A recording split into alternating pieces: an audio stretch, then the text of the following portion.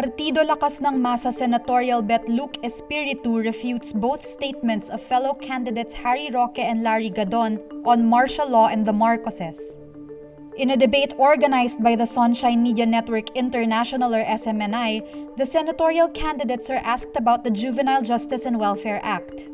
SMNI is owned by Pastor Apollo Quiboloy, who is wanted in the United States for various cases of sex trafficking, conspiracy, and bulk cash smuggling.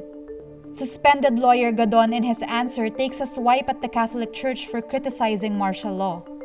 During his turn, Espiritu highlights the atrocities committed by the late dictator Ferdinand Marcos, but he is interrupted by Gadon. Espiritu tries to assert his turn to speak 11 times and ends up telling Gadon, "Don't be rude." The bukluran ng magagawang Pilipino president then completes his statement on martial law atrocities.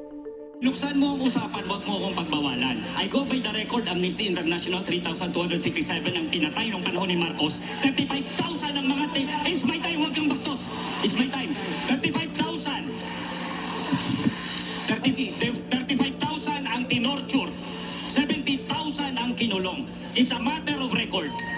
This comes after Gadon also falsely claims martial law victims had no evidence to present to a local court and to the Court of Appeals. Noong nagkaroon ng kaso sa Hawaii, yung 10,000 human rights victims, nung ini-implement nila dito, nag-file sila ng petition sa RTC, wala silang naipresent ang ebidensya. Pagdating sa Court of Appeals, wala rin. So asan yung sinasabi nila human rights violations? However, the CA decision stated the case was dismissed because of lack of jurisdiction and not for lack of evidence. The decision also noted the right to due process of the unnamed claimants and Marcos was violated. Meanwhile, former human rights lawyer Harry Roque defends dictator's son and presidential candidate Ferdinand Bongbong Marcos Jr. during the debate, claiming Marcos Jr. has no records of human rights violations. Kung ano man ang nangyari sa nakaraan, inisa-isa ko po ang records, wala pong kaso for human rights violations sa Amerika si Ferdinand Marcos Jr. Inisa-isa ko rin po ang mga kaso na decided po ng ating Philippine Supreme Court. Totoo po, co-administrators of Ferdinand Bongbong Marcos, wala pong kaso na siya mismo nagkakaroon. As administrator of his father's estate, Marcos Jr. fought the government's claims to their family's ill-gotten wealth.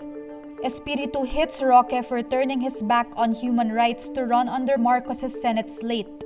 Roque is the former spokesman of President Rodrigo Duterte, notorious for his drug war that human rights groups say have committed 27,000 extrajudicial killings. With all due respect to Attorney Harry Roque, I know your history. You were anti-Marcos before. You were for human rights before. Your life, you spent your life against the Marcoses. You work for human rights. And now that you were given a Senate spot under the party of Bongbong Marcos, now you cry hallelujah and praise Marcos. Roque and Gadon are both included in Marcos Jr.'s slate.